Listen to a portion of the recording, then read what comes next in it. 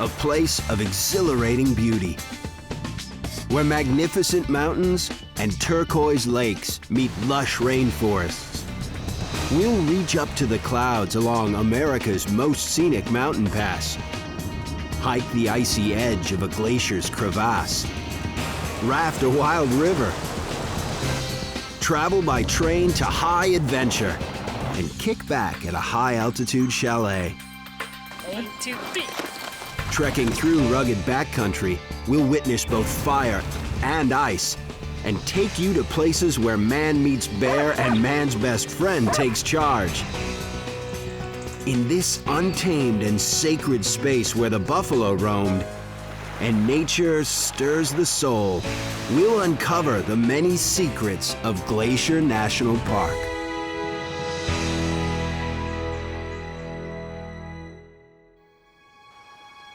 It's called the Land of Shining Mountains, and the majestic alpine vistas dominate the horizon.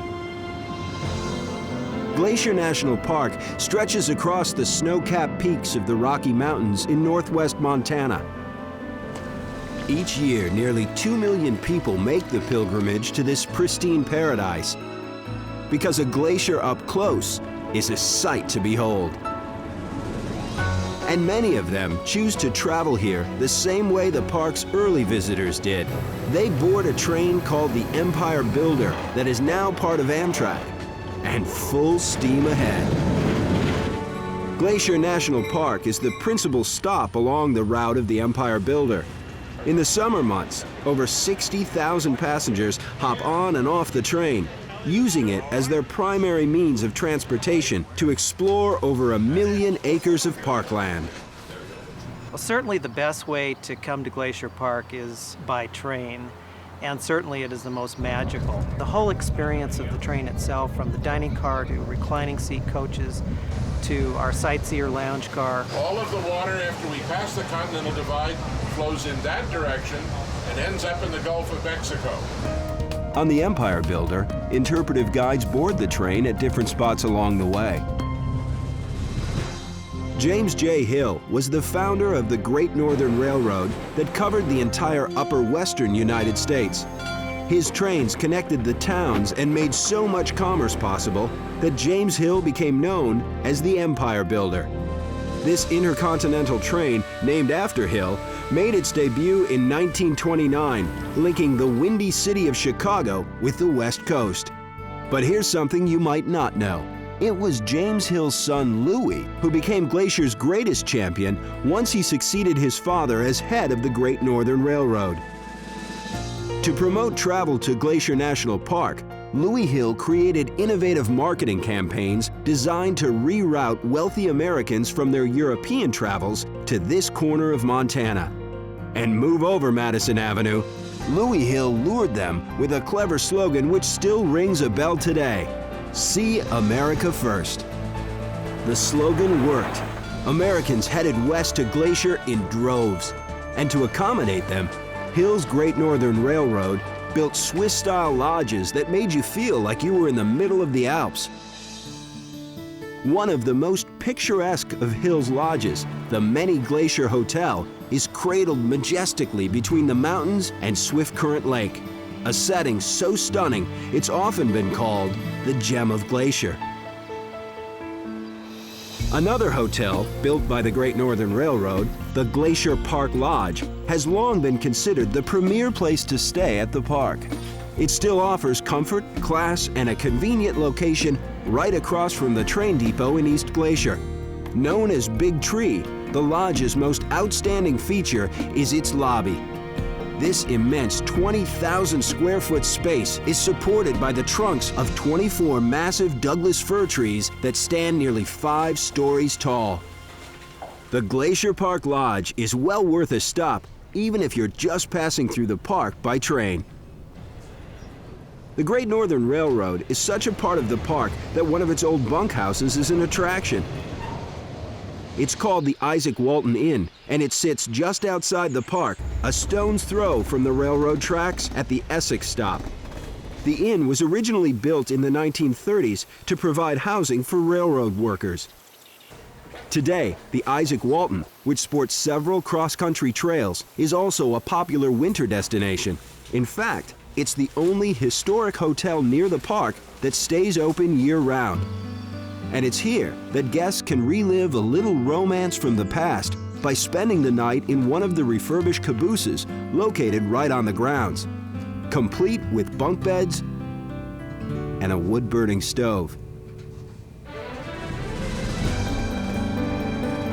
The railroad not only built convenient and luxurious accommodations, it offered guests the chance to spend an enchanted night up in the clouds. The Granite Park Chalet is one of 8 backcountry chalets built by the railroad. Each was located a day apart by horseback, so guests could spend their vacations riding from one to the next. But it was far from roughing it. The chalets offered first-class excursions into the wilds. Meals were served on white linen with a waitstaff dressed in Swiss attire.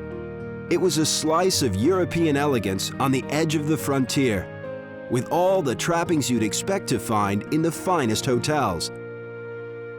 Until the chalets fell on hard times and all but 2 of these luxurious backcountry getaways were shut down. Granite Park Chalet survived, but the times have changed.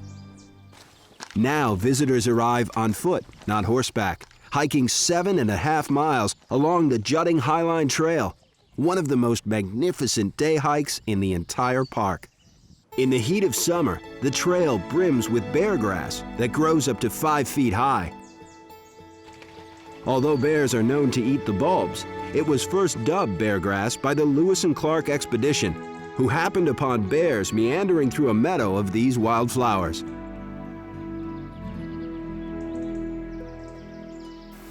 The Highline Trail is an excellent place to spot some wildlife, from Columbian ground squirrels to mountain goats to the bighorn sheep, whose trademark headgear is an icon of the park. Along the way to the chalet, you'll also pass one of Glacier's most scenic spots, the Garden Wall. But it's not a garden at all. It's what geologists call an arête, a French word meaning fishbone. An arête forms when 2 glaciers meet, creating a long, narrow mountain ridge that looks like the backbone of a fish. Between the rarefied air and the breathtaking views, the trek on the Highline Trail all the way to the Granite Park Chalet is well worth the effort. And once you've arrived, you won't find the sumptuous digs of yesteryear. For now, it's a no-frills hiker stop with very basic accommodations. The kitchen is communal, and guests whip up their own meals. Sure, it's roughing it in the Rockies, but after such an invigorating day, everyone kicks back and takes in the land of shining mountains. So how did this land of shining mountains get its name and its overpowering beauty? To uncover these secrets, we must go all the way back to the Ice Age when glaciers filled this area. Think of a glacier as a river of slow-moving ice, ice capable of making monumental changes to the landscape. 12,000 years ago, these mountains held over 1,000 glaciers. Today, only 37 remain. Yet these colossal masses of ice and snow left a powerful imprint on the mountains, valleys, and lakes. Here's something you should know. The glacial poster child of the park is also one of its most accessible glaciers. Compared to other glaciers, which are even more remote, Grinnell Glacier is only 2 boat rides and a challenging 4-mile hike away. Like many sites in this park, getting there is really half the fun, because the scenery is nothing short of spectacular. And once you're there, there's nothing quite like walking out on the icy edge of a glacier. Dan Faegre of the U.S. Geological Survey says that Grinnell is a textbook example of a glacier's handiwork. All around me here are sheer cliff walls, and these have been sculpted by the glacier, which plucked the rock out of the walls and has created these dramatic cliffs. Hikers on Grinnell Glacier tread on thousands of years of history. This area was once blanketed by an entire mile of solid ice, so you better watch your step, because one slip can send you plummeting into hidden crevasses hundreds of feet deep. Grinnell Glacier is named for George Bird Grinnell, one of the earliest proponents of making Glacier a national park. When Grinnell first came here in the 1890s, he marveled at the ice-carved country with its chorus of snow-capped peaks, calling it the crown of the continent. Today, the park's glaciers are still the jewels that sustain the crown. Glaciers in Glacier National Park are very important as they melt late in the summer. They provide what we call base flow for streams. That is, sometimes all the rest of the snowpack is gone, and it's the melting glaciers that provide a trickle of water in those streams for aquatic organisms to live in. Glaciers not only sculpt the mountains and feed the streams, they shape the many jade-colored lakes, providing a multitude of pristine water wonders and an outlet for adventure. From fly fishing to a scenic cruise to the thrill of taking on the middle fork of the Flathead River by raft. You know, Saturday is just partly cloudy and warmer. Wilderness outfitters monitor weather conditions daily to ensure that safety comes first. Here, everyone is prepared for water temperatures that can fall to a chilling 42 degrees Fahrenheit. Once you hit the river, it's a wild ride that'll make you appreciate the calmer waters. Glacier National Park is home to over 350 grizzly bears and more than 500 black bears. So, if you want to spot some bears in the wild, this is one of the best places to be. Here's a scene you don't often find in the big city: a black bear eating his dinner. And who needs a rod or a reel? Not this guy, as he goes fishing on Swift Current Lake. When spotted, even from far away, bears generate a lot of excitement. Traffic comes to a standstill as gapers stop their cars to take a look. It makes for what some call a bear jam. These grizzlies continue to draw quite a crowd as they graze on the alpine meadows near the Many Glacier Hotel. Sure, bears can harm humans, but it may surprise you to know a large part of their diet includes berries, roots, leaves, and bulbs. Truth be told, the grizzly's fearsome reputation as a predator is unfounded. Attacks are rare, and most occur when people surprise the bears. That's what happened to Roscoe Black on September 9, 1976. He was hiking with two companions on a trail near the foot of Mount Cleveland when they accidentally awoke a grizzly sleeping near the trail. The next thing I knew, I saw teeth and fur coming at me, and it was only about 6 or 8 feet away. At that point, I backed away, and the bear hit me and knocked me off balance off the trail. The next thing I knew, I looked down and I could see the flesh flying out of my leg as the bear was biting me. And then, all of a sudden, I'm not sure how it happened, but the bear was laying on top of me with its head right here, and I was looking directly into its eye, and I could feel its heart beating on my chest. Suddenly, the bear stopped biting Roscoe and attacked one of his hiking partners. The other hiker got away by climbing up a tree. Then the grizzly turned and faced Roscoe once again. He looked at me, and it was almost like this animated Disney bear, you know, kind of looking at me, and then stood up and sniffed the air, dropped back down, and left us. So it all happened within about 45 seconds to a minute, but it was a minute I'll never forget. Roscoe spent 3 weeks in the hospital, but he and his hiking partner both fully recovered. Today, Roscoe runs his family business, the St. Mary Lodge, just outside the park near St. Mary Lake. The near-fatal grizzly encounter hasn't turned him off to the great outdoors. A Montana native, Roscoe keeps an open mind about the relationship between humans and bears. I look at it philosophically, I guess, and say, you know, that's their house out there. We are visitors. We need to take the appropriate precautions. They are one of the attractions for Glacier. They are one of the things that make Glacier a quality park. The park monitors the bears for the safety of both the animals and the public. The rangers spend a lot of time and effort making sure bears are staying away from people and that people are staying away from the bears.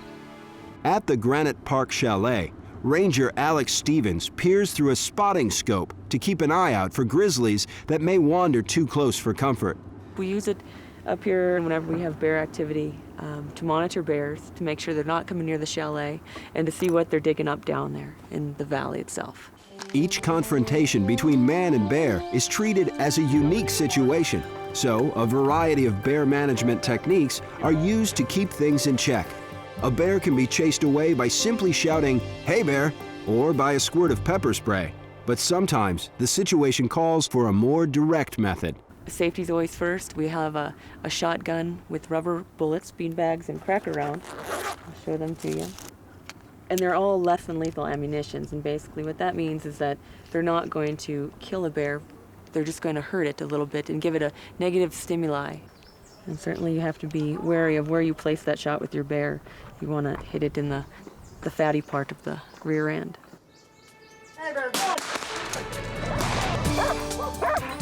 Dogs may be man's best friend, but they're also one of man's best protectors. Find the bear! Find the bear! Find the bear! The past decade, the National Park Service has been training a special breed of dog to help keep the bears away. Imported from Finland, the Karelian bear dogs are friendly to humans, but fearless of bears. So what we're trying to do now is fairly innovative. We'll catch a bear there, release it on site, and use the dogs to bark at it to push the bear away from the places we don't want it. If the bear comes back, we have the dogs and the ability to continue working with that bear to try to teach it. It can't be near houses, it can't be in the campgrounds. Let the bears beware. In Glacier National Park and in other parts of Montana, these dogs have lived up to their grisly growling reputation. Yet never has a dog injured a bear or a bear injured a dog. Some of the commands that we use with the dogs are to check it out, to see if there's a bear in the area. We also, if we know there's a bear there, we have them find it, or even with radio collars. Tessa, if we have radio collars that are laying out there, the dogs will go up and we'll actually tell them to find it. They'll take us to the radio collar that a bear has maybe dropped. Good girl, Elu, good girl. Hey bear, go on, bark at that bear, Tessa, bark at the bear. Other commands that we use, if we need the bear to leave the area, we can tell them to bark at the bear. And when we want them to be quiet, we tell them that's enough. Okay, that's enough, quiet. Quiet. Tessa, good girl, come. In the past, bears were relocated to faraway regions in the park with hopes they wouldn't return. But return they did, and relocating was finally rethought. With the Karelian bear dogs, we generally will do on-site releases. And what that means is we bring the bear back to where it originally got into trouble, where we trapped it at, and we'll release it at that spot so it associates all this negative stimuli. Karelian bear dogs, rubber bullets, humans, noise, they don't like it, they want to get out of it. And it's been very, very effective. At Glacier National Park, this program has successfully allowed both species to safely share this picturesque part of the world. Along the roadways in Glacier National Park, one common sight is a throwback to the past. Red touring buses ferry visitors from one end of the park to the other.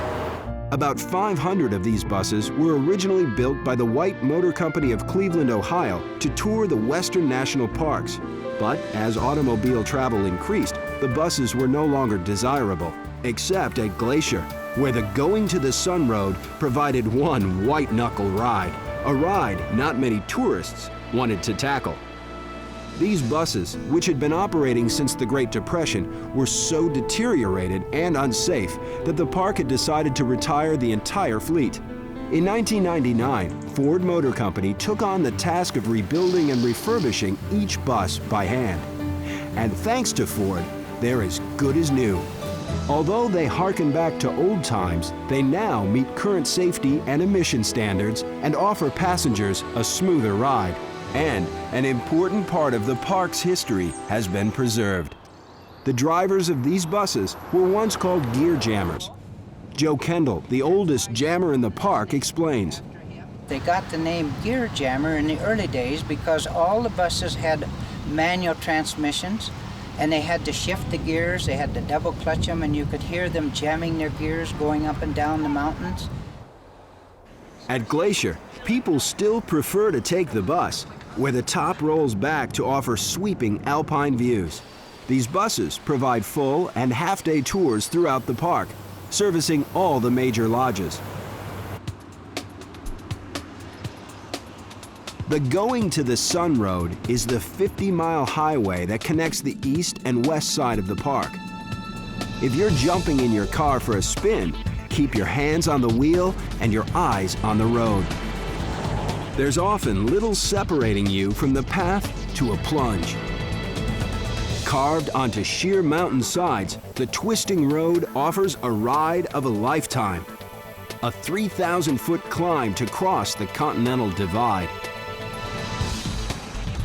Hailed as one of America's most scenic drives, the momentous undertaking of building the Going to the Sun Road is one of Glacier's most harrowing secrets. Building the road began in the 1920s, but the road wasn't officially finished until 1932. It was a case of man versus nature to get this job done. Among the many hazards were explosives. Men had to dangle from ropes to set their dynamite charges into the rock face, and 3 of them lost their lives. Today, the workers who care for this alpine highway face constant dangers of their own. The road is so high that snowfalls keep it closed nearly 8 months out of the year. Snowdrifts can pile up as tall as 80 feet, the size of a 7-story building. Plowing the road begins each spring, and it's a formidable task. The perils are many, but none are more feared than an avalanche. 70 named and mapped avalanche chutes can impact the road each year. It's probably, in my opinion, one of the most dangerous jobs in the world. We go through avalanches that are 40, 50, and 60 feet deep, and large rocks falling down constantly. At one time, workers armed with only shovels helped clear the road.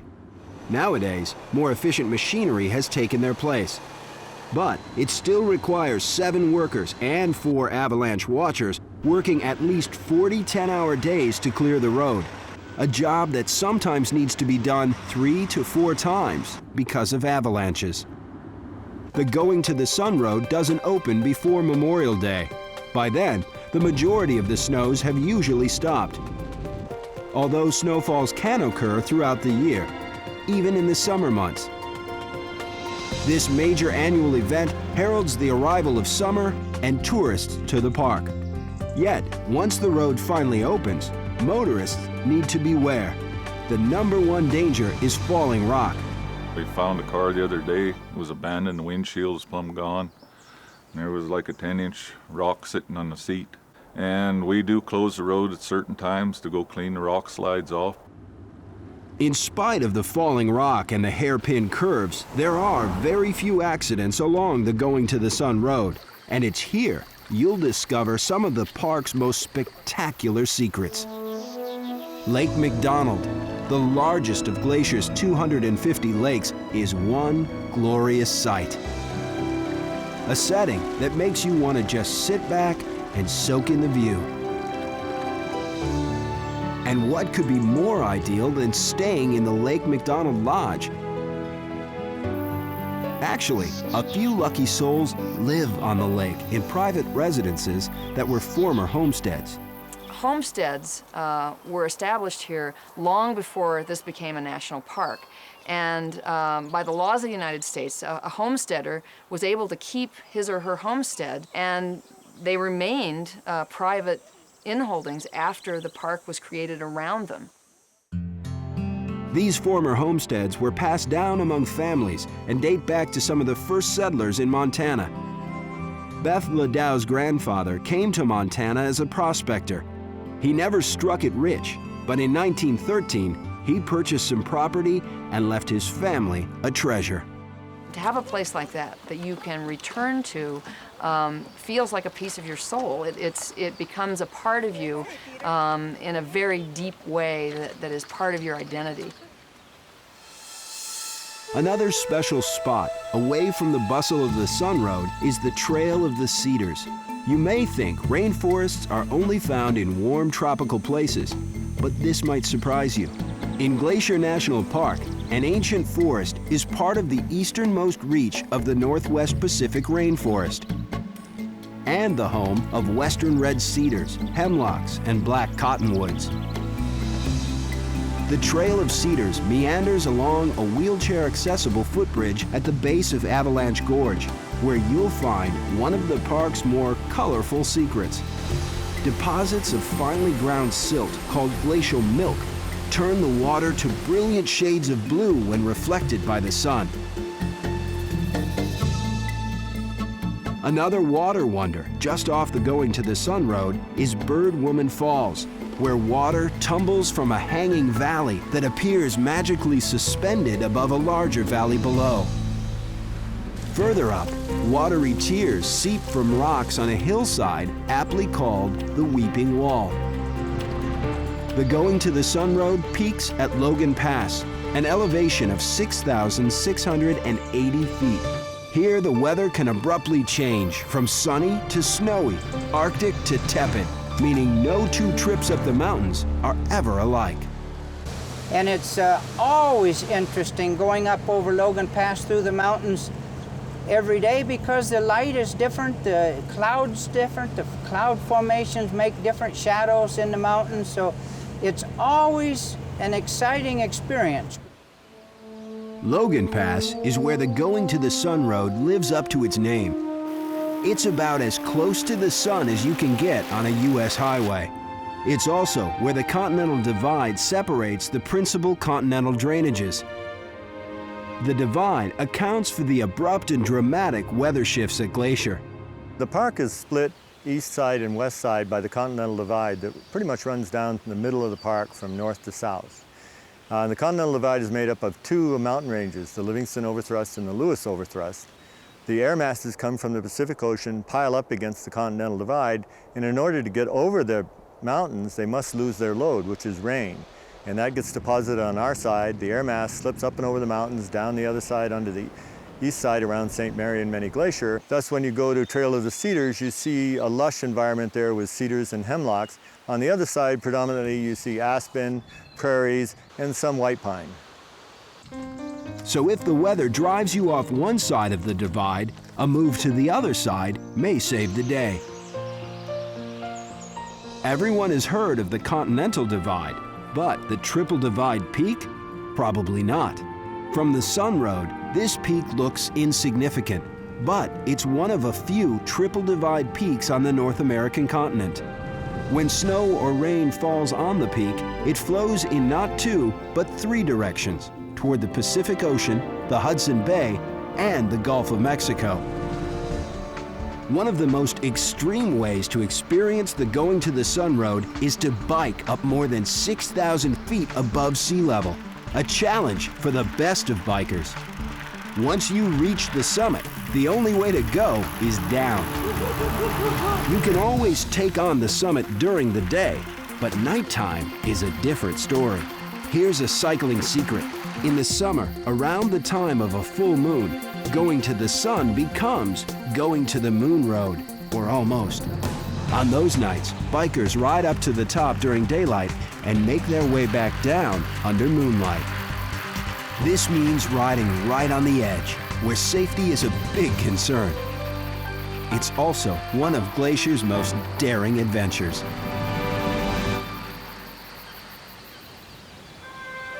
The border between the U.S. and Canada means nothing to these sweeping alpine vistas.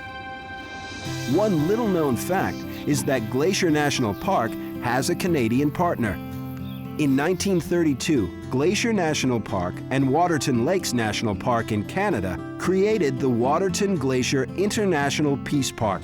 the first of its kind in the world. These two parks are run separately, yet they share a common goal: to preserve nature. No glaciers are left on the Canadian side of the border, but the same massive structures of ice and snow that shape Glacier National Park also work their wonders within Waterton Lakes National Park. About 11,000 years ago, the glacier that carved out Cameron Lake receded and left behind one of Waterton Lake's most scenic bodies of water. Looking down the lake toward the U.S., you can see Glacier National Park and the distant peak of Mount Custer. Today, these windswept waters make for a popular spot, and the beauty doesn't end here. Cameron Lake empties at Cameron Falls, near the village of Waterton. This picturesque site is located within Waterton Lakes National Park. From Waterton, you can take a day trip cruise along Waterton Lake, but this boat does more than cross the water. It's your ticket back into the United States. In fact, it's the easiest way to directly cross from one park to the other. The border crossing at a place called Goat Haunt consists of a tiny dock, a ranger station, and a Peace Park pavilion. If you want to check on the weather or catch a lecture on bear safety, this is the place. Stay on the trails, camp where you're supposed to. Don't take any dogs with you. Don't take any cantaloupes or sardines. It's very odoriferous. Bears can smell that a half mile away. While the Canadian side is only a boat ride away from Goat Haunt, getting to Goat Haunt from the U.S. isn't so easy. It's a challenging several-day hike through rugged terrain. Heading north, back to Waterton, a large landmark looms from the top of a hill. The Prince of Wales Hotel overlooks the lake. Its peaked roofs are designed to echo the shape of the mountains that dwarf them. Like the Grand Lodges of Glacier National Park on the U.S. side, the Prince of Wales was built by the Great Northern Railroad in 1927. And like the Glacier Lodges, this 7-story structure has the refinement and style of a European hotel. We'll let you in on one of its secrets. Every afternoon, the hotel carries on the English tradition of high tea, with finger sandwiches and sweets, all served with one of the best views in town. It's high tea on the high Rockies. This regal hotel recalls the British throne, which still holds sway in Canada. But Europeans weren't the first people to cast their eyes upon this enchanting land. Native Americans have been living in the shadows of these great mountains long before the Europeans colonized America, as long as 10,000 years. The traditional songs and dances of the Blackfeet carry on a rich heritage. Their ancestors settled in this territory that at one time ranged from the North Saskatchewan River in Canada all the way to Yellowstone in the U.S. The Blackfeet roamed the plains and hunted the buffalo that once numbered 60 million strong. So how did the Blackfeet slay these great creatures without guns or even horses? In Canada, on the outskirts of Waterton Lakes National Park, sits an archaeological site with a grisly name. Head Smashed In Buffalo Jump is strategically located where the foothills of the Rocky Mountains overlook the Great Plains. Today, things look peaceful, but at one time, this was a killing zone known as a buffalo jump. To organize these hunts, our people traveled in clans, and if several clans came together, let's say about 100 people, then you're looking at a herd of about 40 to 50 head of buffalo. Banding together, the Blackfeet separated out smaller herds to create a stampede that sent the buffalo plunging over cliffs to their deaths. In 1981, Head Smashed In was named a World Heritage Site. An interpretive center built into the side of the cliffs helps tell the story of this special place. Inside, you'll find the skulls and bones from thousands of buffalo hunted by Native American warriors. Well, the buffalo was everything. Our people used it for food, used it for shelter, used it for clothing. used every bit of it for maybe utensils and teepee. It meant everything to them. And that was why it was so important. As for Head Smashed In's gruesome name, it comes from a tragic tale about a boy caught in the midst of a kill. So when the kill was over, a lot of the buffalo don't necessarily die from the jump. A lot of them will just break their legs. So when they hit the ground, they have to be finished off. So as the warriors began moving all these buffalo over, they found the little boy underneath the whole pile with his head smashed in. Head Smashed In was last used 150 to 170 years ago. Artifacts found on the site have been radiocarbon dated back to over 6,000 years, making Head Smashed In the oldest buffalo jump in North America. It's also considered the biggest and best preserved. The Blackfeet moved freely about both sides of what is today the U.S.-Canadian border, where they found abundant natural resources that made this a perfect spot to hunt and camp. At Glacier National Park in the U.S., archaeological remains of a butchering camp nestled along a riverbank reveal Native Americans have been here for thousands of years. We know that this site here has been used for thousands of years because we find both the artifacts the people used to procure their food as well as some of the remains of the food animals they hunted. And down here, we have the remains of an ancient hearth used to cook their buffalo meat and their plants. There's different ways you can trace how far back people have been in a place. One is their own oral tradition. And the Blackfeet say, the elders have always said, that this is the place where they became the people. That is, this is where they became Blackfeet, on the east slope of the Rocky Mountains. Chief Mountain straddles Glacier National Park and the Blackfeet Nation. Rising 9,000 feet into the sky, it stands apart. For the Blackfeet, mountains are more than just beautiful sights. They consider them sacred. And Chief Mountain is one of the most revered. According to Jack Gladstone, this mountain is the center of the world. Well, Chief Mountain is known as the sacred mountain of our people. Chief Mountain had a very special role as being visible from virtually all the major divisions of our Blackfeet Confederacy. Chief Mountain is thought to have great power. The Blackfeet go to it for spiritual guidance and strength. In a religious custom known as a vision quest, they climb to remote sites to fast and pray and commune with nature. But Chief Mountain is not the only sacred site. Glacier National Park has the highest number of vision quest sites in North America. Many are located in the Two Medicine Valley, a place that is as scenic as it is sacred. Running Eagle Falls was named after a Blackfeet woman warrior. The water cascades from what appears to be a cave into a crystal clear stream.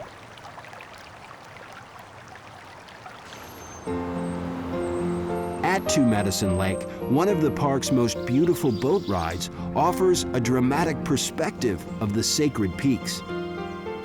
And a little-known secret?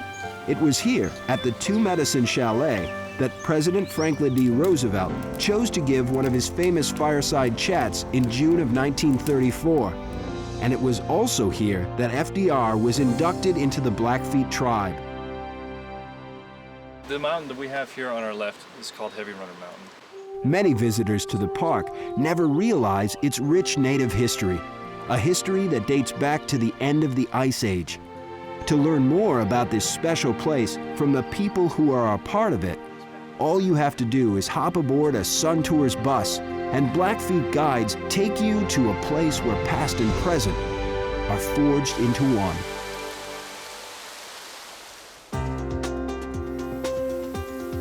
The majority of the sites you see in Glacier National Park are a result of what is called extreme glaciation. Snow and ice dominate the scene 7 to 8 months out of the year. But for a brief time in the summer, rich alpine vistas and wildflowers take over. What you might not expect to find amid all this water and ice are forest fires. For nearly a century, the park attempted to suppress these naturally induced blazes, mostly ignited by lightning. until they learn what may seem disastrous for humans is an asset to nature. In fact, for some of the pines in these parts, forest fires are necessary, providing both regrowth and regeneration. The current policy of the national parks is to allow nature to take its course. They only fight the fires caused by humans or lightning fires that are considered a threat to people or property. But that can be a tough call. As you can see, this fire is just making its own wind and weather, you know. There's a big, huge column behind me, and it's just making erratic winds. And they're sizing up the fire right now and just seeing what they can order as far as resources and attack it from there. This fire was sparked by lightning, but weather conditions play a major role in how a fire spreads. Hot, dry winds turn this blaze into a 2,000-acre inferno. At Glacier, where conditions can change in the blink of an eye, firefighters constantly monitor the weather before allocating resources. And they're not the only ones. The expression, "the mountains make the weather," rings especially true in Glacier National Park, where extreme weather is often the rule, not the exception. John Gray is a veteran guide and backpacker who's seen just about every kind of weather in these parts. When you decide to go into the backcountry in Glacier, you need to be prepared for any kind of weather. I've seen it snow every month of the year. That means you need to have the proper clothing, the proper food, the proper sleeping and camping equipment that you need to go back in. You can start the trip in the day and it'll be 80 degrees, and by evening you may be in an alpine area where there might be 6 inches of snow on the ground. And the next day it might be hot again, but it changes, and it changes drastically by the hour. But don't let the bad weather scare you off. Glacier has been called a backpacker's paradise. 1, 2, 3. If packing lightly isn't your bag, don't sweat that either. You can hire an alpine porter called a Sherpa to carry your food and supplies along the trail. It's a case of the Rockies meeting another legendary mountain range, the Himalayas. But what some Sherpas at Glacier have hauled on their backs may surprise you. Sherpas lug this refrigerator 4 miles up a steep trail called the Loop. Their destination? The kitchen of the Granite Park Chalet. On Everest, a Sherpa is a member of an ethnic Himalayan group. But at Glacier, Sherpas are college students on summer break looking to earn some cash in the great outdoors. It's a far cry from serving fast food. Whether you hire a Sherpa or lug your own pack, the only way to truly discover Glacier's secrets is by hitting the trails. Oh, without a doubt, you've got to get into the backcountry. Backpacking is what this park is all about. It's true that most of Glacier's treasures are found off the beaten path. Oh, there it is. You can hike for miles and hours up steep terrain, and then, all of a sudden, the world changes.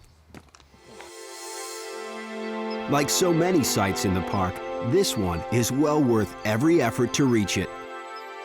Iceberg Lake, named for the frigid icebergs that float in its aquamarine waters, is flanked on 3 sides by cliffs that rise 3,000 feet. And even in mid-August, icebergs sparkle in the sunlight. Glacier has been called a wonderland of water, boasting a total of 250 lakes. Yet Iceberg Lake is one of the most striking. Here, thousands of years of geological history spread out before you. This particular formation is called a cirque. The lake sits at the base of a gigantic rock amphitheater, circular in shape, scooped out by a giant glacier. This area might look like a glacier, but it's not.